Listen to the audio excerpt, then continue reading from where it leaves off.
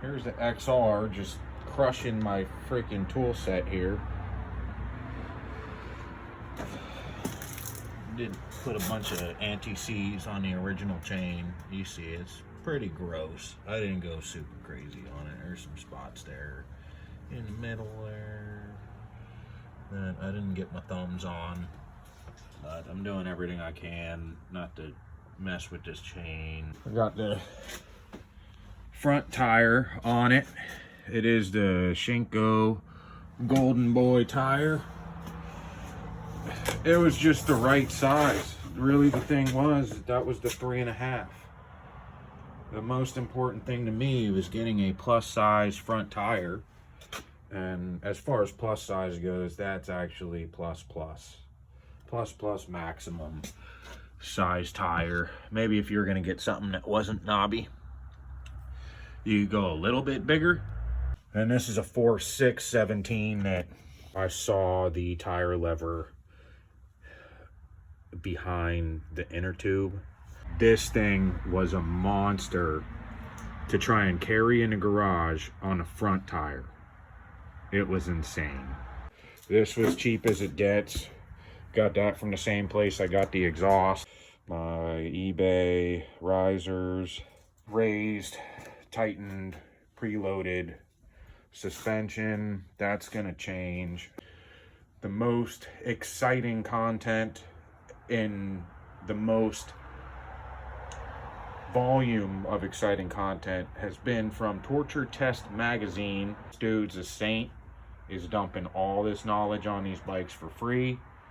I am gonna do a whole ton of modifications to the suspension coming up that involve full front suspension disassembly, customization. I am going to follow the recommendation in order to do this full setup that took years to develop. I have to drill a hole in this cap, cut the spring on this side, of course, too. I have to drill a hole in this cap, tap it, and put an outside air reservoir that's super duper small that can go right in here. I'm gonna clone. What's the reason of doing something different from the person that is sharing all this information?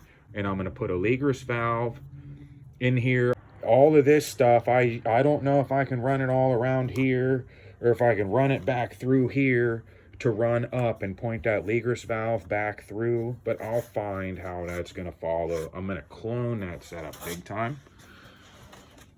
Exactly what you did. I probably shouldn't be twisting the bar on this thing with the way it's sitting on this toolbox.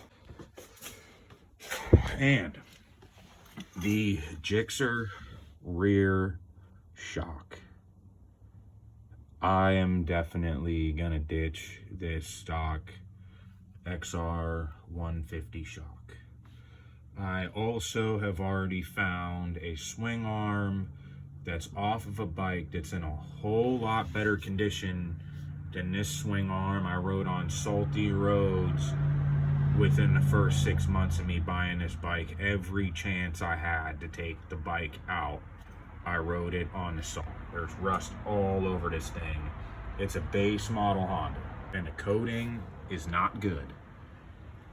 The nuts, bolts here are all, some of the stuff is this chrome, but then you take them out and the whole length of the bolt to the threads, the axles had all kinds of crappy corrosion. Inside of here sucks.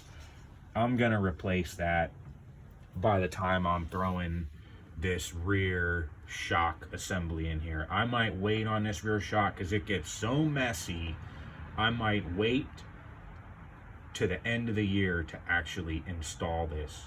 I'm gonna build it, but I might not put Torture Test Magazine Performance Factory Gixxer 750 strut on this bike, at least until I know that I've properly painted and prepared the fork, and until I know that I have properly prepared, the roads are properly prepared, where I'm not gonna destroy and salt up this brand new Gixxer 750 rear shock.